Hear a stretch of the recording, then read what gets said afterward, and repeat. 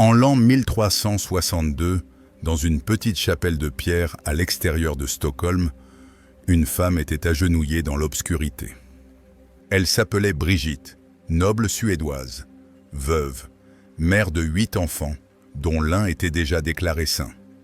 Mais cette nuit-là, elle ne priait pas pour les siens. Elle priait pour un homme qui venait d'entrer derrière elle dans la chapelle.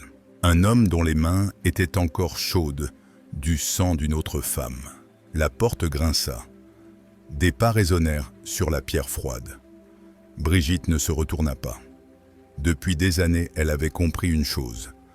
Quand Dieu veut qu'elle voie, détourner le regard n'est jamais une option. L'homme passa près d'elle. Son souffle était lourd. Ses vêtements empestaient le vin et la sueur.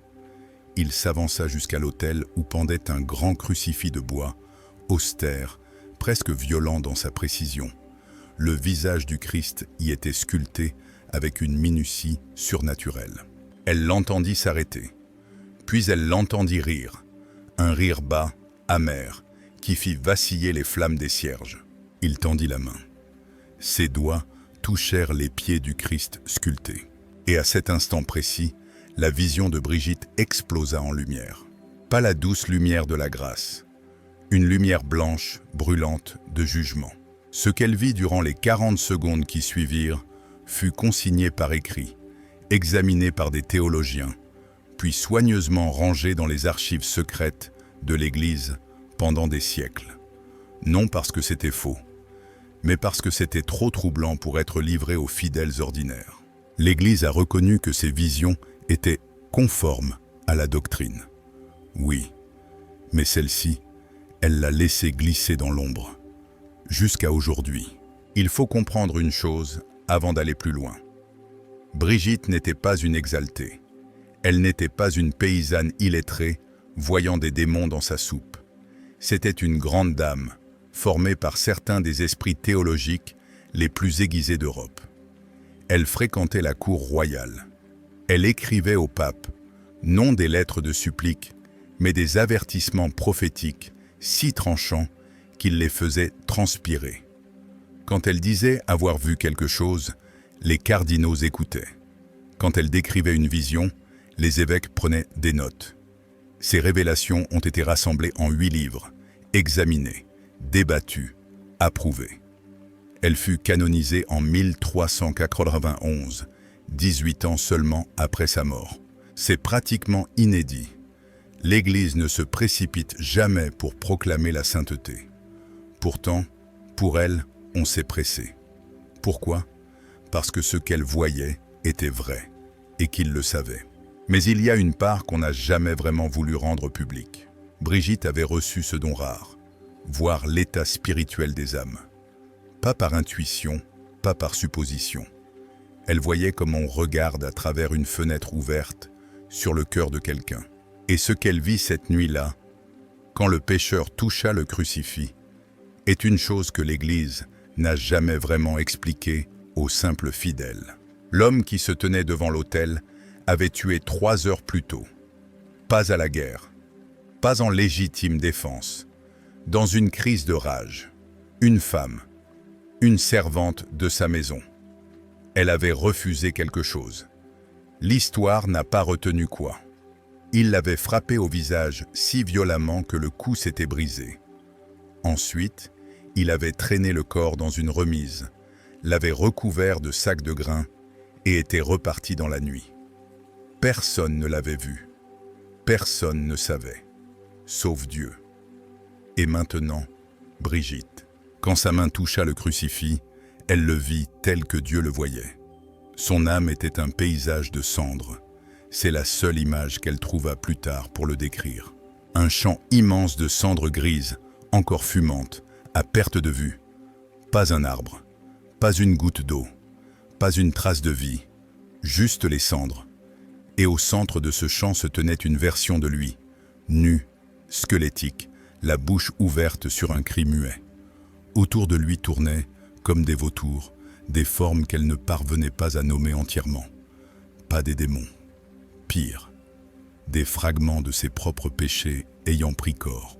L'une avait le visage de la femme qui l'avait tuée, mais son corps était fait de tessons de verre qui raclaient le sol à chacun de ses mouvements. Une autre était une colonne tournoyante de fumée noire qui murmurait des accusations avec une voix qui ressemblait étrangement à la sienne. Une troisième. Elle refusa de la décrire dans son écrit, se contentant de noter qu'elle portait la marque de ses convoitises secrètes, rendues visibles et éternelles. Ce n'étaient pas des bourreaux envoyés pour le punir. C'était lui, ses actes, ses choix, ses péchés non confessés, désormais vivants, autonomes, affamés, et qui se nourrissait de ce qui restait de son âme. Mais c'est ici que la vision prend un tour que personne n'attendait. Le crucifix qu'il touchait, celui de bois sur l'autel, commença à changer dans la vision de Brigitte.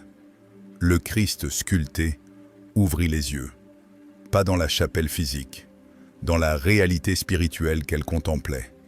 La figure sur la croix tourna lentement la tête vers l'homme et parla. « Tu oses me toucher avec ses mains ?» Dans le champ de cendres, la version squelettique de l'homme leva les yeux. Sa bouche bougea. Aucun son n'en sortit. Pourtant Brigitte entendit ses pensées aussi clairement que s'il les avait hurlées. « Je suis venu prier. Je suis venu demander pardon. » La réponse du Christ fut immédiate. « Tu es venu te cacher. » Alors le champ de cendres se mit à trembler. Des fissures apparurent dans le sol, se propageant comme des toiles d'araignée. Et de ces fissures monta une lumière rouge. Pas du feu. Quelque chose de pire. Brigitte la décrivit comme la couleur d'une plaie qui a pourri depuis trop longtemps. Les formes qui tournaient autour de l'homme se mirent à accélérer, à se resserrer, formant un vortex qui tirait sur sa silhouette squelettique. Et alors le Christ prononça une phrase que Brigitte nota en latin, soulignée 3 fois dans son manuscrit. « Contactus sine contrition maledictio est ». Toucher sans contrition est une malédiction. Laissez cela pénétrer en vous. L'Église enseigne que les sacramentaux, objets bénis comme les crucifix, les rosaires, l'eau bénite, sont des canaux de grâce. Ils sont bons, ils sont utiles, ils nous rapprochent de Dieu. Mais la vision de Brigitte révéla quelque chose que la plupart des prêtres ne mentionnent jamais. Pour celui qui refuse de se repentir, ces objets deviennent des miroirs. Ils ne donnent pas la grâce, ils reflètent son absence. Quand quelqu'un en état de péché mortel touche un crucifix béni, sans vraie tristesse, sans réelle intention de changer, l'objet ne le bénit pas. Il le révèle, à lui-même, à Dieu, et parfois à des mystiques comme Brigitte, qui observent depuis l'ombre. L'homme dans la chapelle, l'homme de chair et de sang, se tenait toujours là, la main posée sur les pieds de bois du Christ. Il n'avait aucune idée de ce que Brigitte voyait. Il croyait prier. Il croyait être en sécurité dans la maison de Dieu, accomplissant un geste pieux qui effacerait magiquement les 3 dernières heures. Mais dans le domaine spirituel, son contact avait déclenché une révélation. Et cela allait empirer. La silhouette squelettique, au centre du champ de cendres, commença à s'enfoncer. Pas dans un gouffre, dans les cendres elles-mêmes, comme si le sol était devenu une eau épaisse et grise qui l'aspirait. Il se débattit, sa bouche s'ouvrit encore plus grand dans ce cri muet. Les formes, ces fragments de ses péchés, descendirent sur lui, non pour l'attaquer, pour fusionner. La femme de verre brisé se pressa contre sa poitrine et se dissolut en lui. La colonne de fumée noire s'enroula autour de sa gorge et devint sa respiration. La 3e forme, celle que Brigitte refusa de décrire, entra par ses yeux. Et puis il disparut, englouti par les cendres. Brigitte étouffa un cri. La vision ne s'arrêta pas. Au contraire, le point de vue changea. Elle n'observait plus le champ. Elle s'y tenait, debout exactement là où l'homme avait été. Les cendres étaient froides sous ses pieds, mais elles brûlaient comme de la glace. Elle leva les yeux et vit le crucifix flotter au-dessus d'elle, immense désormais, masquant le ciel entier. Les yeux du Christ étaient toujours ouverts, toujours fixés, mais pas sur elle, sur quelque chose derrière elle. Elle se retourna. Et c'est là que son récit devient fragmenté, presque incohérent, comme si elle écrivait à travers des larmes. Une procession. Des milliers de personnes, peut-être des centaines de milliers, marchaient vers elle à travers les cendres. Hommes, femmes, enfants, tous nus, tous squelettiques, tous la bouche ouverte sur ce même cri silencieux. Et chacun d'eux tenait un crucifix. Certains étaient petits, usés, simples. D'autres étaient ornés, dorés, incrustés de pierres précieuses. Mais tous avaient été bénis. Tous avaient été touchés par ces personnes durant leur vie. Et maintenant, dans cet endroit, quel qu'il soit, il les portait comme des chaînes. Brigitte voulut parler, voulut demander ce que cela signifiait. Une voix s'éleva derrière elle, pas celle du Christ. Une voix plus ancienne, qui vibrait dans sa poitrine. « Y a-t-il ceux qui m'ont touché sans m'avoir connu ?» La procession continua. Ils passèrent à travers elle, leur corps semblable à un vent glacé. Elle vit leurs visages de près. Certains, elle les reconnut, des nobles de la cour suédoise, des prêtres rencontrés à Rome, des gens simples de son propre village. Et tous portaient la même expression, la stupeur, comme s'ils venaient de comprendre quelque chose d'effroyable, et qu'il était trop tard. L'une d'elles, une femme d'une trentaine d'années, quelqu'un que Brigitte avait connu de son vivant comme une généreuse bienfaitrice de l'Église, s'arrêta devant elle. Sa main squelettique serrait si fort un crucifix d'argent que le métal s'était fondu avec ses os. Elle regarda Brigitte avec des orbites vides et murmura un seul mot. « Un vide !» Puis elle continua son chemin. La vision s'effondra. Brigitte se retrouva à genoux dans la chapelle, haletante. L'homme à l'autel avait retiré sa main du crucifix et se retournait pour partir. Il la regarda une fois, agacé, peut-être gêné d'avoir été vu, puis sortit dans la nuit. Elle ne le revit jamais. Mais 3 jours plus tard, on retrouva son corps dans un fossé à l'extérieur de la ville. Le cou brisé. Le rapport officiel parla d'une chute de cheval. Pourtant le cheval fut retrouvé debout, calme, à 20 pieds de là, sans la moindre trace de panique. Cette nuit-là, la main tremblante, l'encre éclaboussant le parchemin, Brigitte consigna chaque détail de la vision. Elle l'envoya à son confesseur, le moine cistercien Pierre Olifson. Celui-ci le lut, blêmit, et le transmit immédiatement à l'évêque de Stockholm. L'évêque le lut à son tour. Il convoqua une réunion secrète avec 3 théologiens. Ils examinèrent le texte, vérifièrent sa cohérence avec la doctrine. Conclusion. Théologiquement solide. Recommandation. Ne jamais le diffuser publiquement. Pourquoi ? Parce que les implications étaient trop explosives.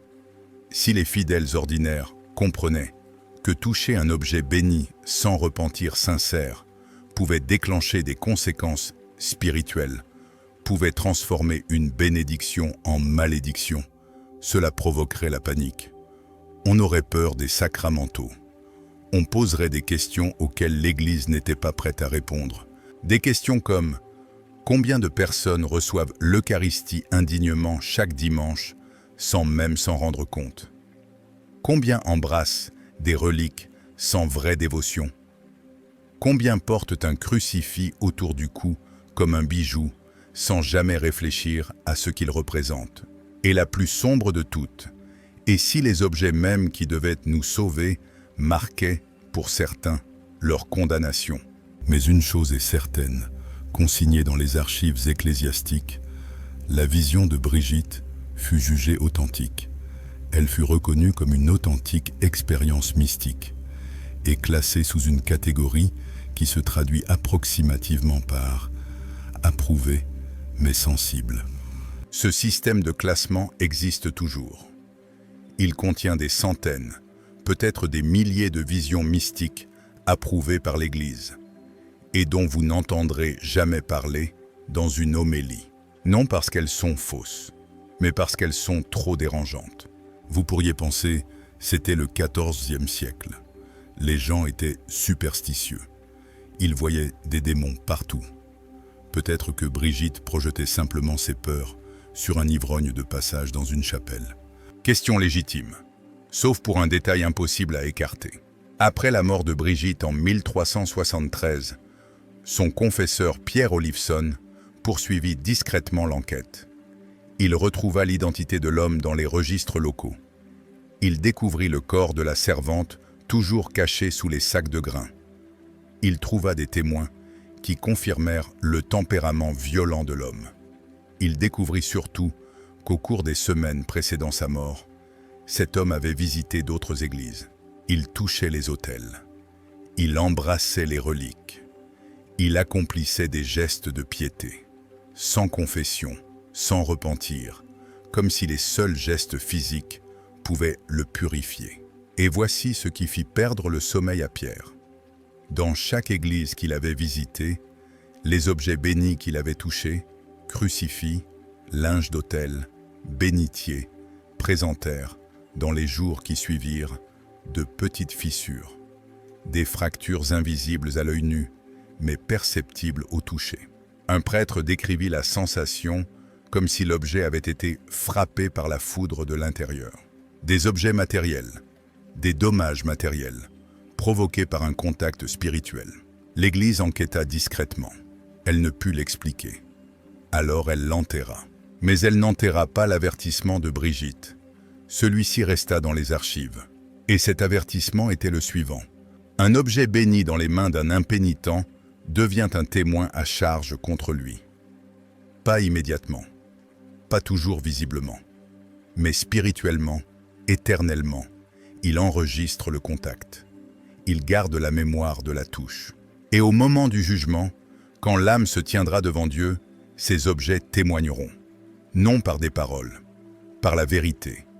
Ils montreront ce qui se trouvait réellement dans le cœur de celui qui les a touchés. Et parlons maintenant de ce que cela signifie pour nous. Parce que si, en ce moment même, vous avez un crucifix accroché au mur, autour du cou, dans votre poche, écoutez bien, je n'essaie pas de vous faire peur. J'essaie de vous réveiller. L'Église, depuis des siècles, a été douce sur ce sujet. Peut-être trop douce, parce qu'elle ne voulait pas que les gens aient peur des choses saintes. Mais la vision de Brigitte nous rappelle quelque chose que nous avons oublié. Les choses saintes ne sont pas neutres. Ce ne sont pas des décorations. Ce ne sont pas des porte-bonheur. Elles sont vivantes, d'une manière que nous ne comprenons pas pleinement. Quand vous touchez un crucifix béni, vous ne touchez pas seulement du bois ou du métal. Vous touchez quelque chose qui a été mis à part, consacré, transformé en lieu de rencontre entre le ciel et la terre.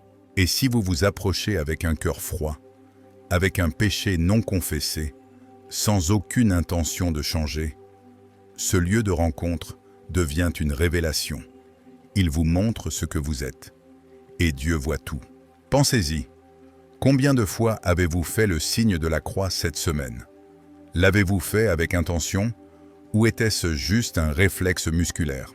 Pensez à la dernière fois où vous avez embrassé un crucifix, touché une relique. Qu'y avait-il dans votre cœur? Une vraie dévotion? Ou simplement le sentiment vague qu'il fallait le faire parce que tout le monde le faisait? La vision de Brigitte nous oblige à affronter une vérité inconfortable. La sincérité compte, pas seulement dans la prière, pas seulement dans la confession, dans chaque contact spirituel.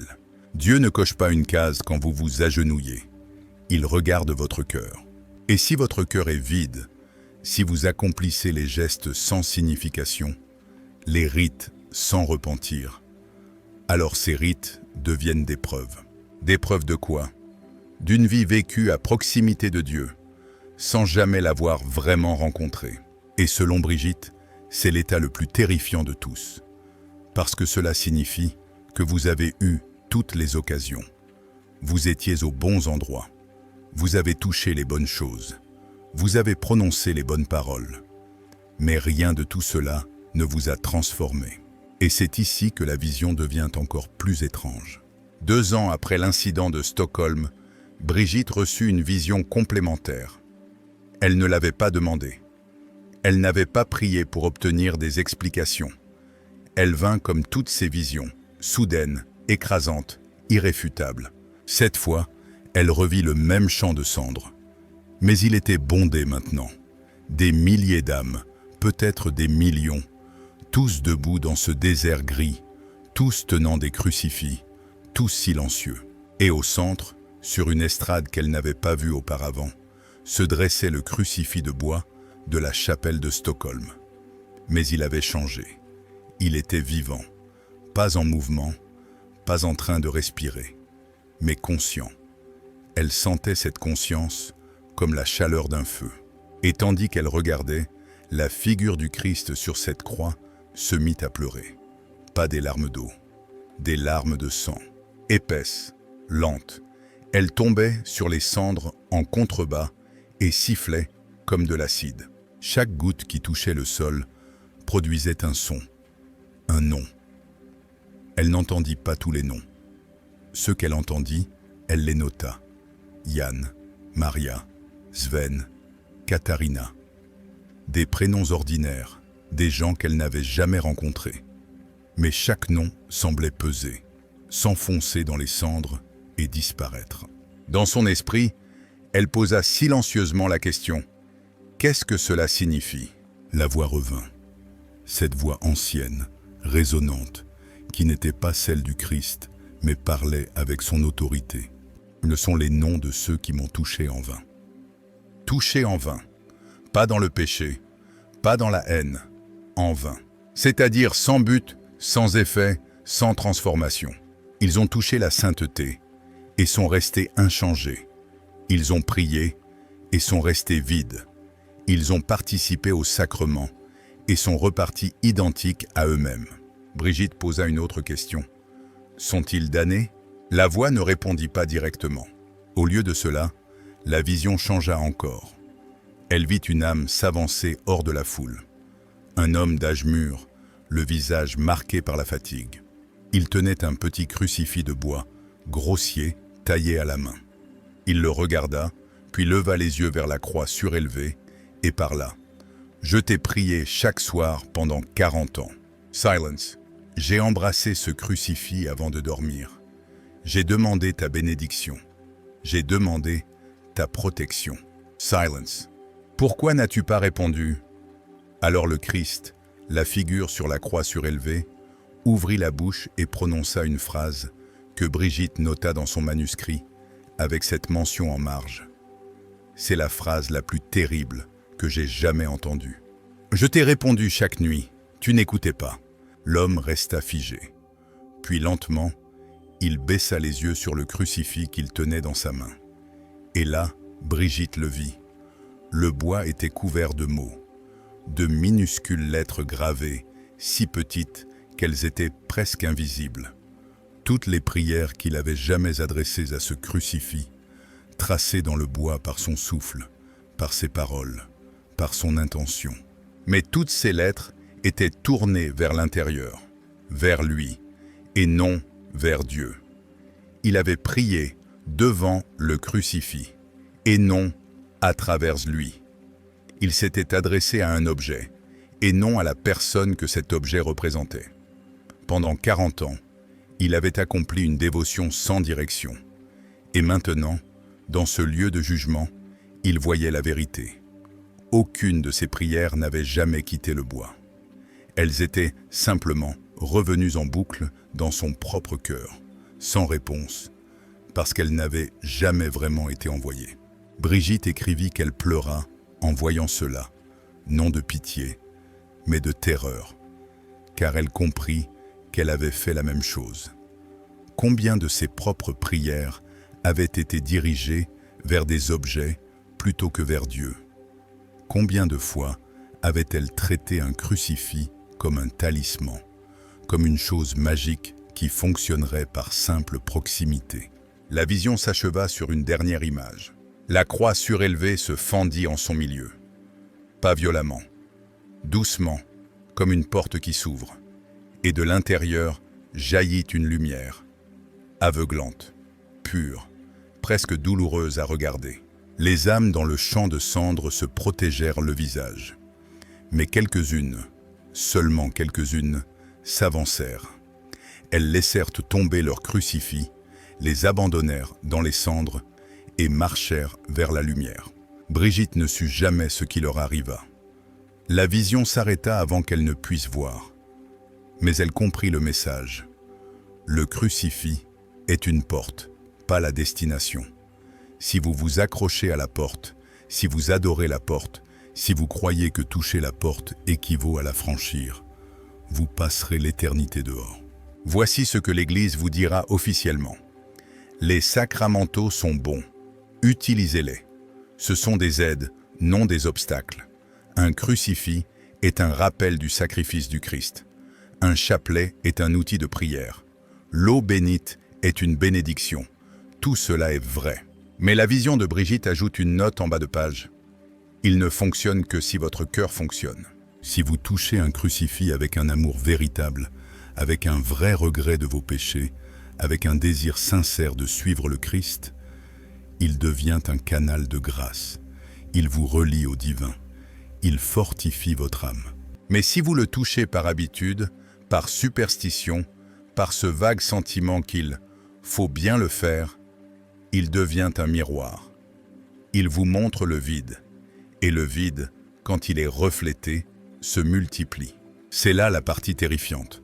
Non que Dieu vous punisse pour avoir touché un crucifix indignement, mais que le crucifix lui-même révèle ce qui est déjà là, rien. Et dans le domaine spirituel, le néant a un poids. Il a une présence. Il a des conséquences. Alors que faire de tout cela? Jeter nos crucifix? Arrêter d'utiliser les sacramentaux? Vivre dans la peur que chaque geste religieux puisse se retourner contre nous? Non. Dieu, non. C'est exactement ce que le diable désire. Vous paralyser, vous rendre incapable de toucher quoi que ce soit de saint, de peur de mal le faire. Mais ce n'est pas le sens de la vision de Brigitte. Le sens, c'est de nous réveiller, de nous faire prendre soin de l'état de notre âme quand nous nous approchons des choses saintes. Ce soir, avant de toucher ce crucifix, arrêtez-vous. Demandez-vous, qu'y a-t-il dans mon cœur, là, maintenant? Si la réponse est « rien » ou « je ne sais pas » ou « je fais juste le geste », arrêtez-vous. N'y touchez pas encore. Priez d'abord. Demandez à Dieu de remplir ce vide. Demandez-lui de faire en sorte que votre toucher ait un sens. La confession aide. Brigitte se confessait chaque jour parce qu'elle savait que le cœur accumule des débris. Petits péchés, moments de froideur, distraction. Elle voulait s'approcher du Christ les mains propres. Non par scrupule excessif, mais parce qu'elle avait compris une chose essentielle. La proximité de la sainteté exige une préparation. Vous n'avez pas besoin de vous confesser tous les jours. La plupart d'entre nous ne le peuvent pas. Mais vous avez besoin d'examiner votre cœur régulièrement. Êtes-vous en train de devenir plus froid? Vos prières deviennent-elles automatiques? Traitez-vous Dieu comme un distributeur automatique? Geste inséré, bénédiction reçue. Si oui, la vision de Brigitte est pour vous. C'est un avertissement, mais aussi une invitation. Parce qu'il y a, caché au cœur de tout cela, une miséricorde immense. Dieu nous laisse voir le vide maintenant, pendant que nous sommes encore vivants. Mais nous pouvons encore faire quelque chose. L'homme dans la chapelle de Stockholm n'a jamais eu cette chance. Il a touché le crucifix, il a déclenché la révélation, et 3 jours plus tard, il était mort. Mais vous, vous êtes en train de lire ces lignes. On vous dit que vous avez encore du temps. Pas un temps illimité. Personne n'en a, mais assez. Assez pour faire demi-tour. Assez pour vous confesser. Assez pour dire vraiment ce que vous priez. Un dernier détail, tiré des archives, et ensuite je vous laisserai avec cela. Après la mort de Brigitte, un moine nommé Anders Eriksson fut chargé d'organiser ses manuscrits. Il passa 7 ans à lire ses visions, à les classer, à les préparer pour l'examen des autorités ecclésiastiques. Pendant ce temps, il tenait un journal personnel. Ce journal existe toujours, enfermé dans la bibliothèque d'un monastère en Suède. Et dans une entrée datée du 14 mars 1380, il écrivit ces mots glaçants. « Aujourd'hui j'ai lu le récit de Sainte Brigitte sur l'homme qui a touché le crucifix en vain. Je l'ai lu 5 fois maintenant, espérant chaque fois avoir mal compris. Mais les mots ne changent pas. Ce soir, j'ai retiré tous les crucifix de ma cellule. Non parce que j'ai peur d'eux, mais parce que j'ai peur de moi-même. J'ai peur d'avoir moi aussi touché sans signification, prié sans sentir, vécu à proximité de Dieu sans jamais l'avoir vraiment rencontré. Demain, j'irai me confesser et je demanderai au prêtre de m'aider à réapprendre à prier, comme si c'était la première fois. Car je réalise maintenant que je n'ai jamais vraiment commencé. » Anders était un moine, un homme qui avait consacré toute sa vie à Dieu. Et même lui, après avoir lu la vision de Brigitte, s'est demandé s'il avait jamais vraiment prié. Et nous alors? Et vous? Si un moine, entouré de sainteté à chaque heure de chaque jour, a pu passer à côté de l'essentiel, combien plus facilement pouvons-nous le faire, nous qui sommes distraits par les écrans, le bruit, les exigences incessantes de la vie moderne? La vision de Brigitte n'est pas faite pour vous écraser. Elle est faite pour vous réveiller, pour vous secouer hors de cette somnambulance spirituelle, pour vous rappeler que les choses que vous touchez, les crucifix, les chapelets, l'eau bénite, ne sont pas magiques. Ce sont des invitations. Et chaque invitation exige une réponse. Pas juste « oui, je viendrai », mais « oui, je participerai ». Oui, j'apporterai tout mon cœur. Oui, je laisserai cela me changer. L'homme dans la chapelle a dit oui avec sa main, mais son cœur n'a rien dit. Et ce silence a résonné dans l'éternité. Ne laissez pas cela devenir votre histoire. Touchez le crucifix ce soir. Mais avant de le faire, assurez-vous qu'il y a quelque chose, quelqu'un en vous, prêt à rencontrer ce qui se trouve de l'autre côté. Parce que ce n'est pas le bois qui vous sauve, c'est celui vers qui le bois pointe. Et il attend, non avec jugement, avec espérance, que cette fois, enfin, vous le direz vraiment.